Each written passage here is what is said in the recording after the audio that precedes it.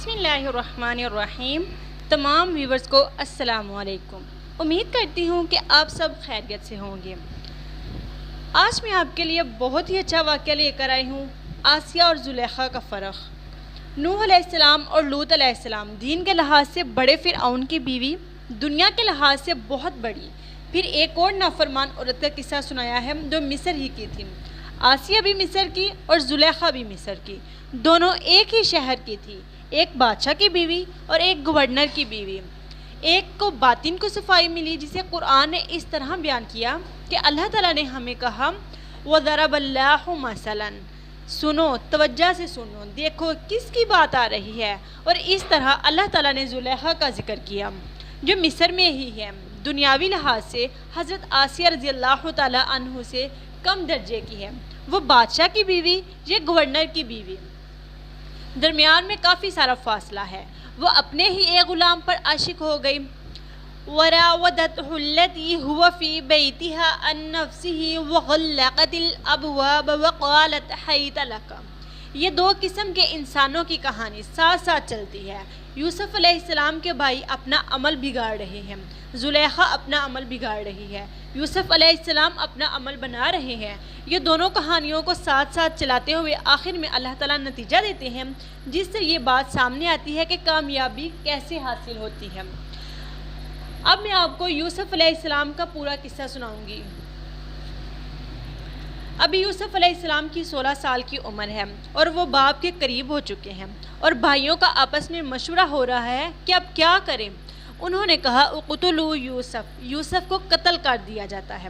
مشورہ شر میں بھی ہوتا ہے اور خیر میں بھی، اور یہ شر کا مشورہ ہو رہا ہے۔ کہنے لگے اقتلوا یوسف او اطرحوه ارضا یخل لکم وجہ ابیکم، یوسف کو قتل کر دو یا اسے دور کہیں پھینک کے آؤ۔ ایک بولا نہیں، قتل نہ کرو بلکہ اسے کنویں میں ڈال دو، وہاں سے کوئی قافلہ اسے اٹھا کے لے جائے گا۔ ایک شر کا مشورہ ہوتا ہے اور ایک شر کا مشورہ ہوتا ہے۔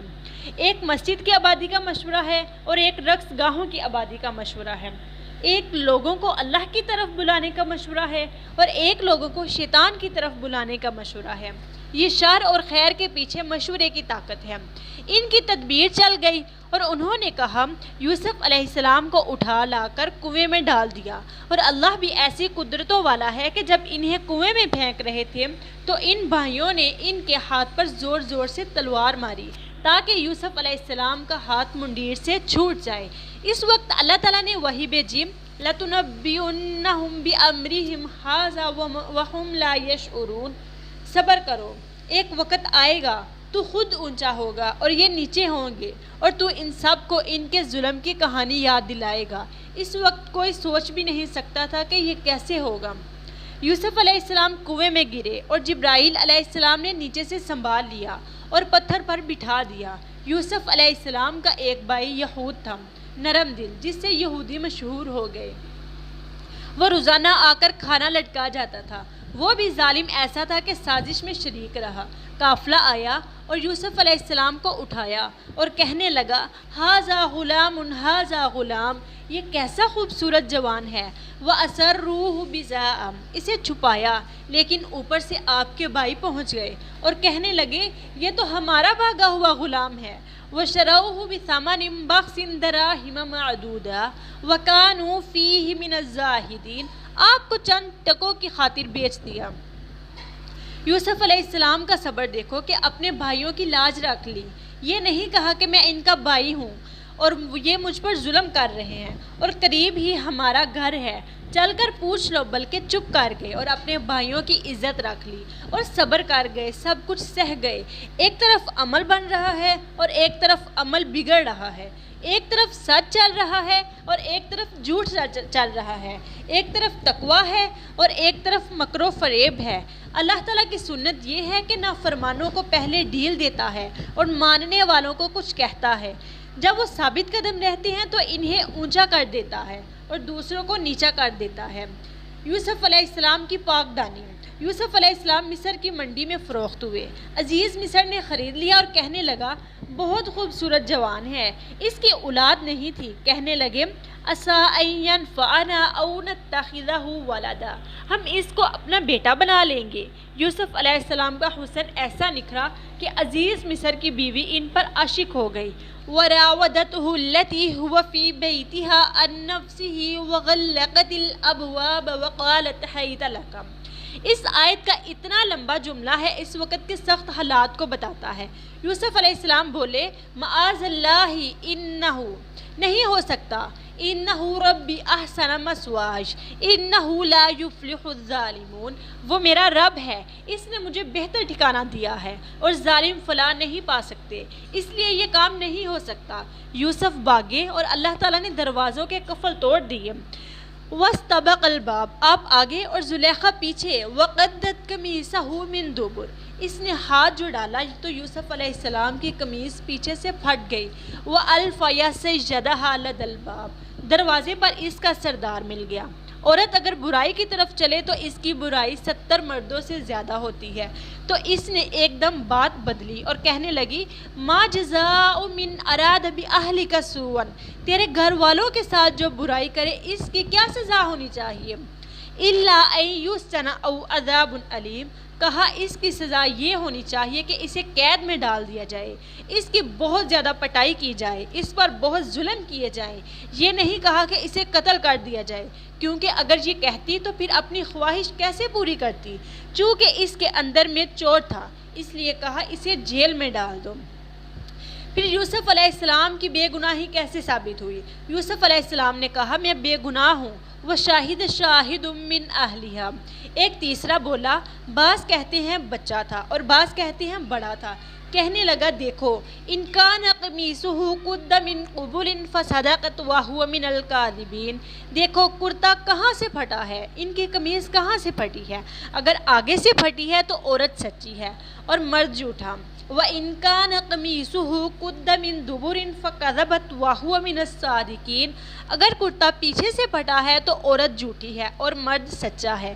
فَلَمَّا رَأَىٰ قَمِيصَهُ قُدَّ مِن دُبُرٍ، جب دیکھا کہ قمیص تو پیچھے سے پھٹی ہوئی ہے تو کہا إِنَّهُ مِن كَيْدِكُنَّ إِنَّ كَيْدَكُنَّ عَظِيمٌ، یہ سب تیری شرارت ہے، تیری بدنیتی ہے۔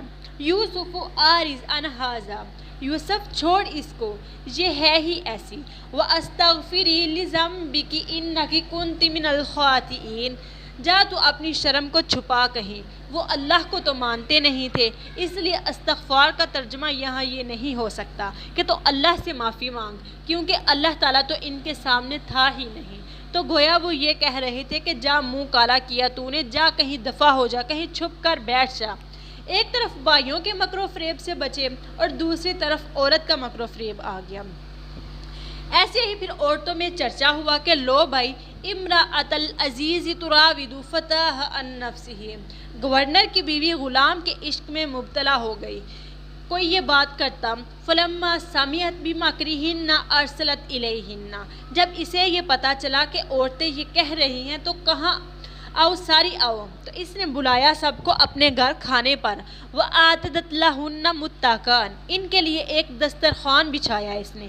وَآتَتْ كُلَّ وَاحِدَةٍ مِّنْهُنَّ سِكِّينًا، ہر ایک کے ساتھ ہاتھ میں چاقو پکڑا دیا اور پھل پکڑا دیا اور کہا کھاؤ، لو بسم اللہ کرو۔ بسم اللہ اپنے محاورے میں کہہ رہا ہوں، انہوں نے چاقو رکھا سیب پر یا انار پر، جو کچھ بھی تھا آگے ان کے فروٹ۔ وقالت اخرج علیہن، اور کہا یوسف باہر آؤ۔ جب یوسف علیہ السلام باہر آئے فلما رأینہ اکبرنہ وقطعن ایدیہن وقلن حاش للہ ما ھذا بشر ان ھذا الا ملک کریم، جب یوسف علیہ السلام پر ان کی نظر پڑی تو چھری پھل سے پھسل کر ان کے ہاتھوں کو کاٹنے لگی، ہاتھ کٹ رہے تھے۔ خون بہہ رہا تھا، لیکن انہیں پتہ نہیں چل رہا تھا کہ کھال کٹ رہی ہے یا پھل کٹ رہا ہے، اور ان کے منہ سے نکلا کہ انسان نہیں ہے۔ ان ھذا الا ملک کریم، وہ تو فرشتوں کو مانتے نہیں اور اللہ کو بھی نہیں جانتے، لہٰذا اس کا جو مناسب ترجمہ ہے وہ یہ ہے کہ یہ کوئی دیوتا ہے۔ ان ھذا الا ملک کریم، یہ تو کوئی دیوتا ہے، دیوتا یہ تو کوئی اتار ہے، اتار انسان نہیں۔ تو اس نے کہا قالت فذلکن الذی لمتننی فیہ، وہ یہ ہے جس کے بارے میں تم مجھے تانے دے رہی تھی کہ جس کے عشق میں مبتلا ہو گئی۔ پھر یوسف علیہ السلام کا تقوی شروع ہو جاتا ہے۔ اتنی سختی کے باوجود بھی حضرت یوسف علیہ السلام کی پاک دامنی پر دبا نہیں آیا۔ وہ اللہ سے دعا مانگ رہے ہیں، یا اللہ الا تصرف عنی کیدہن اصب الیہن واکن من الجاہلین، یا اللہ مجھے بچا ان عورتوں کے مکر و فریب سے۔ رب السجن احب الی مما یدعوننی الیہ، مجھے قید پسند ہے لیکن تیری نافرمانی میں نہیں کر سکتا۔ تو اللہ تعالیٰ نے قید میں پہنچا دیا۔ دیکھو ایک طرف مکر و فریب چل رہا ہے، نافرمانی چل رہی ہے، اور دوسری طرف تقوی چل رہا ہے، صبر چل رہا ہے اور اطاعت چل رہی ہے۔ تقوی والا بتا جا رہا ہے، دبتا جا رہا ہے۔ باپ کے گھر سے نکلا تو تقوی اختیار کیا۔ دیکھنے والے نے کہا کیا فائدہ ایسے تقوی کا، جیسے آج لوگ ہمیں کہتے ہیں کیا فائدہ ہوا مسلمان ہونے کا کہ ہر طرف ذلیل ہو رہے ہو، لیکن اگر ہم سچے مسلمان ہوتے تو ہمارے ساتھ یہ کچھ ہوتا ہی نہ۔ پھر ایک مصیبت اور بڑھ گئی کہ کنویں میں گرائے گئے، پھر کھوٹے سکوں پر فروخت ہوئے، ذلت اور بڑھ گئی، پھر زنا کی تہمت لگ گئی اور ذلت بڑھ گئی، پھر قید خانے میں جا گرے اور ذلت بڑھ گئی۔ تقوی تو عقل، ایمان، عمل، کیا فائدہ تمہاری تبلیغ کا، کیا فائدہ تمہارے کلمے کا، کیا فائدہ تمہاری نمازوں کا، کیا فائدہ تمہارے علم کا۔ آج کے ہم پر یہ اعتراضات کیے جا رہے ہیں۔ اللہ تعالیٰ نے یوسف علیہ السلام کے اس قصے سے یہ سارے اعتراضات اٹھائے ہیں۔ یوسف علیہ السلام جیل میں تھے اور 2 قیدی تھے وہاں۔ 2 قیدی آ گئے، انہوں نے خواب سنایا، ایک کے بارے میں بتایا بچ جائے گا اور دوسرے کے بارے میں فرمایا پھانسی چڑھے گا۔ یہ نہیں کہا کہ تو بچے گا اور تو پھانسی چڑھے گا۔ اما احد کما فیسقی ربہ خمرا واما الاخر فیسلب، تم میں سے ایک بچ جائے گا اور ایک پھانسی چڑھے گا۔ کتنی خوبصورت تعبیر ہے، کتنی خوبصورت تعبیر ہے۔ جب وہ نکلنے لگے تو جس کے بارے میں معلوم تھا کہ وہ بچ جائے گا، اس کے کان میں کہا اذکرنی عند ربک، اذکرنی عند ربک، اپنے بادشاہ سے کہنا میں بے قصور ہوں، بے گناہ ہوں۔ تو اللہ نے جبرائیل علیہ السلام کو بھیج دیا۔ انہوں نے آ کر پوچھا، یا نبی، اللہ تعالیٰ پوچھ رہے ہیں کہ آپ کے بھائیوں کے ہاتھوں کس نے بچایا؟ یوسف علیہ السلام نے فرمایا اللہ تعالیٰ نے۔ آپ کو کنویں سے کس نے نکالا؟ فرمایا اللہ تعالیٰ نے۔ آپ کو عورتوں کے مکر و فریب سے کس نے بچایا؟ فرمایا اللہ تعالیٰ نے۔ تو جبرائیل نے کہا تو کیا جیل میں اللہ آپ کو بھول گیا تھا؟ آپ نے کیوں کہا بادشاہ سے کہنا میں بے گناہ ہوں؟ اب آپ کو اس کی سزا کاٹنی پڑے گی۔ فلبث فی السجن بضع سنین، تو قید میں ان کو 6-7 برس گزارنے پڑے۔ عزت و ذلت کا معیار ہو گیا۔ بھائیوں اور بہنوں، دین پر چلنے میں بعض اوقات یوں ہی نظر آتا ہے جیسے اگلا بھی چلا گیا، اور اللہ کی نافرمانی میں یوں نظر آتا ہے کہ ہر آنے والا دن عید ہے، ہر آنے والا دن عید ہے۔ مٹی بھی سونا بن رہی ہے، مٹی بھی سونا بن رہی ہے، پتھر کو بھی اگر ہاتھ لگائے تو وہ بھی سونا چاندی بن رہا ہے۔ اس وجہ سے آدمی سمجھتا ہے کہ میں صحیح جا رہا ہوں، اور جو اللہ کی مان کر چلنے والے ہوتے ہیں وہ کہتے ہیں پتہ نہیں ہم ٹھیک بھی ہیں یا نہیں۔ اللہ تعالیٰ کے ہاں ایک وقت ہوتا ہے، ایک معیار ہوتا ہے، ایک پیمانہ ہوتا ہے۔ وہ وقت یاد آیا تو اللہ تعالیٰ نے عزت والے کی عزت کو ظاہر کیا اور ذلیلوں کی ذلت کو ظاہر کیا۔ مصر کے بادشاہ کا خواب اور یوسف کا صبر تو دیکھیے بہنوں۔ بادشاہ کو ایک خواب دکھائی دیا، اور اس کے خواب کے ذریعے اللہ تعالیٰ نے یوسف علیہ السلام کو جیل سے باہر نکالا۔ تو یوسف علیہ السلام نے فرمایا میں نہیں آتا، میں نہیں آتا، جاؤ اور جا کر پہلے ان عورتوں سے پوچھو کہ یوسف علیہ السلام کا کیا قصہ ہے۔ حضور صلی اللہ علیہ وآلہ وسلم نے فرمایا قربان یوسف علیہ السلام کے صبر پر کہ اتنی لمبی جیل کاٹ کر بھی باہر جانے سے انکار کر دیا۔ فرمایا جاؤ پہلے عورتوں سے پوچھو کہ یوسف سچا ہے یا جھوٹا۔ تو بادشاہ نے ساری عورتوں کو بلا کر کہا ما خطبکن اذ راوتن یوسف عن نفسہ، بولو یوسف کیا قصہ ہے؟ قلنا حاش للہ ما علمنا علیہ من سوء، کہا وہ پاک دامن ہے، بے شک وہ پاک دامن ہے۔ حق کا سورج ایسے ہی پھر نکل آیا۔ جھوٹ آخر جھوٹ ہی ہوتا ہے، کب تک جھوٹ بولتے؟ پھر زلیخا بھی بول اٹھی الآن حس حس الحق۔ حس حسل کا لفظ قرآن پاک میں صرف اسی جگہ آیا ہے اور اس کا ترجمہ اردو زبان تو کیا دنیا کی کسی زبان میں بھی نہیں ہے۔ ہم اس کا ترجمہ کرتے وقت واضح ہو جانا کہتے ہیں، واضح ہو جا، اور حس حس زمین آسمان کا فرق ہے۔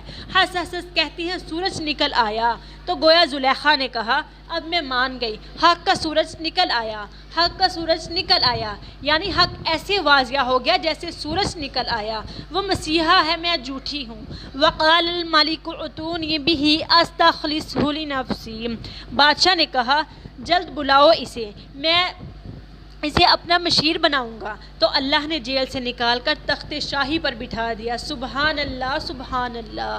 تو اس میں دو قصے برابر چل رہے ہیں، ایک طرف عورت کی نافرمانی کا چل رہا ہے اور ساتھ میں مردوں کی نافرمانی کا چل رہا ہے، اور بیچ میں ایک نوجوان ہے جو ستم زدہ ہے، جس پر ظلم ہو رہے ہیں، لیکن وہ اللہ کا حکم نہیں توڑتا، اللہ کی نافرمانی نہیں کرتا اور صبر سے حق کے دامن کو تھام کر چل رہا ہے۔ ہر آنے والا اس کے غم کو بڑھا رہا ہے، آنے والی شام ہو یا سویرا، اندھیرا ہو یا اجالا، موسم بدلے رت بدلی، لیکن اس کے غم بڑھتے گئے کم نہ ہوئے، اور کسی حال میں بھی اللہ کی نافرمانی کو قبول نہ کیا انہوں نے۔ تو اللہ تعالیٰ اسے ان مشکل گھاٹیوں سے نکال کر پھر یوں اسے تخت پر بٹھایا ہے کہ ایک طرف قرآن نے زلیخا کی ذات کو آشکار کر دیا، اور آگے یہ ایسے ہی فرضی روایات ہے کہ وہ ایمان لے آئی، اور پھر یوسف علیہ السلام سے اس کی شادی ہو گئی وغیرہ وغیرہ۔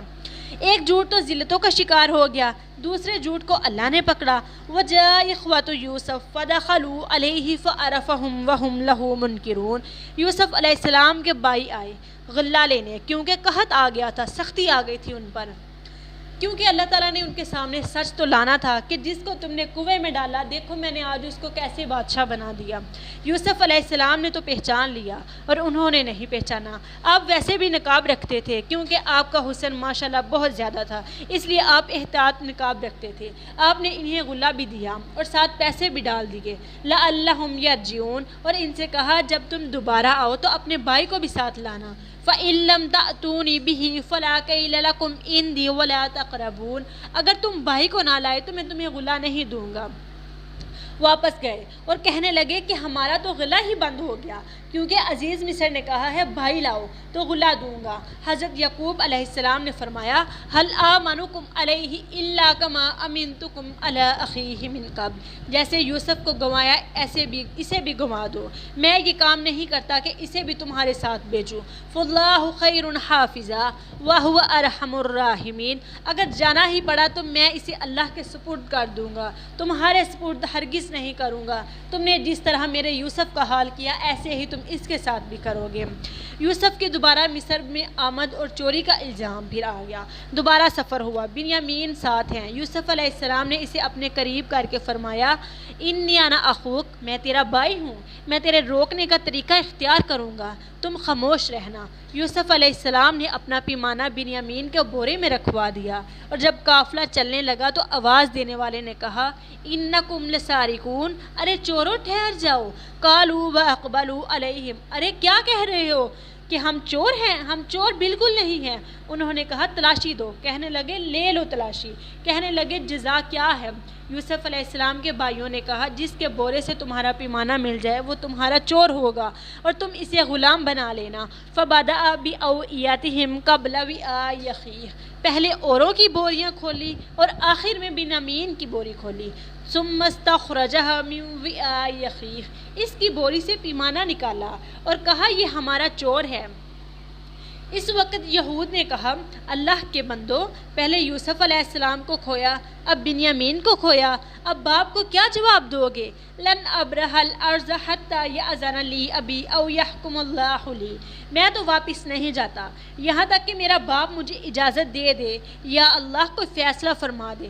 پھر وہ آ کر یوسف علیہ السلام سے کہنے لگے خذ احدنا مکانہ انا نراک من المحسنین، ہم میں سے کسی کو رکھو اور اسے ہمیں دے دو۔ یوسف علیہ السلام نے فرمایا نہیں، یہ نہیں ہو سکتا۔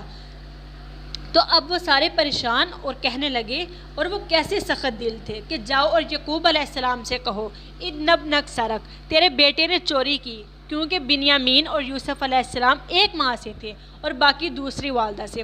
یعقوب علیہ السلام نے خط لکھا۔ جب یہ یعقوب علیہ السلام کے پاس پہنچے اور سارا قصہ سنایا تو یعقوب علیہ السلام نے یوسف علیہ السلام کو خط لکھا اور اس میں یہ لکھا کہ ہم نبیوں کا گھر ہے، ہم چور نہیں ہوتے، ہمارا گھر شروع سے آزمائش کی بھٹی میں جل رہا ہے، میرے دادا کو آگ میں ڈالا گیا، میرے باپ کو چھری کے نیچے سے نکالا گیا، میرے بیٹے کو مجھ سے جدا کیا گیا، جس کی یاد میں روتے روتے آج 40 سال گزر گئے ہیں اور میری آنکھیں چلی گئی ہیں۔ اس کی یاد کا ایک سہارا تھا، وہ بھی تم نے مجھ سے لے لیا، تو میں تم سے منت کرتا ہوں کہ میرا بچہ مجھے واپس کاٹ دو، تیرا احسان ہوگا مجھ پہ۔ ایسے ہی دردناک چند جملے تھے جسے پڑھ کر یوسف علیہ السلام بھی رونے لگے۔ دونوں باپ بیٹا نبی تھے اور یوسف علیہ السلام کو بتانے کی اجازت نہیں تھی کہ باپ کو بتائیں، میں موجود ہوں، زندہ اور سلامت ہوں۔ جب ادھر بھی روئے اور ادھر بھی روئے تو اللہ نے کہا اچھا ٹھیک ہے، اللہ کی رحمت کو جوش آ گیا۔ بھائیوں کی عاجزی انکساری اور یوسف علیہ السلام کی نقاب کشائی۔ نافرمانی کی آخری انتہا ذلت ہے اور فرما برداری کی آخری انتہا عزت اور کامیابی ہے۔ آخرت تو ہے ہی اور کبھی دنیا میں بھی اللہ تعالیٰ ظاہر کر دیتا ہے۔ اب پھر وہ آئے اور کہنے لگے یا ایھا العزیز مسنا واہلنا الضر وجئنا ببضاعۃ مزجاۃ فاوف لنا الکیل وتصدق علینا ان اللہ یجزی المتصدقین۔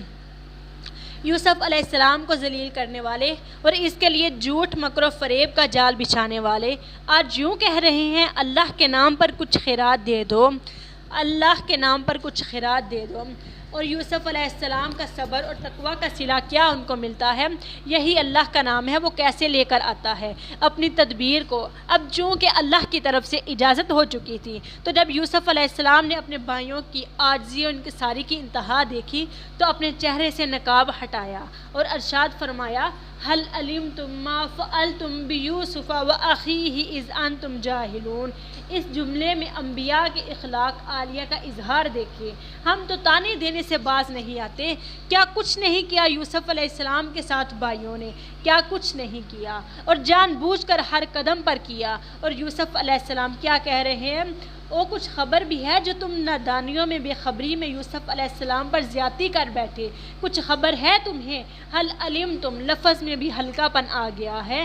ما فعلتم بیوسف، جو ہو گیا غلطی سے ہو گیا، نادانی سے ہو گیا۔ حالانکہ کنویں میں پھینک رہے ہیں اور اوپر سے ہاتھ پر تلوار مار رہے ہیں کہ اس کا ہاتھ چھوٹ جائے، اس کو یوسف علیہ السلام فرما رہے ہیں غلطی سے ہو گیا، یوسف علیہ السلام پر زیادتی بھول سے ہو گئی۔ فعلتم، یوسف علیہ السلام کے ساتھ کچھ قصہ ہو گیا، وہ بھی بے خبری اور نادانی میں ہو گیا۔ کچھ یاد ہے تمہیں؟ یوسف علیہ السلام کا خواب انہیں اچھی طرح یاد تھا اور کھٹکا تو تھا کہ ایک دن یوسف اوپر ہوگا اور ہم نیچے ہوں گے۔ تو سب نے انہیں غور سے دیکھا اور ایک دم سب کی زبان سے بے ساختہ نکلا اِنَّکَ لَأَنْتَ یوسف، ہمیں تو یہی لگتا ہے کہ تو ہی یوسف ہے۔ قَالَ أَنَا یوسف وَهَذَا أَخِی، فرمایا ہاں میں یوسف ہوں اور یہ میرا بھائی ہے یعقوب۔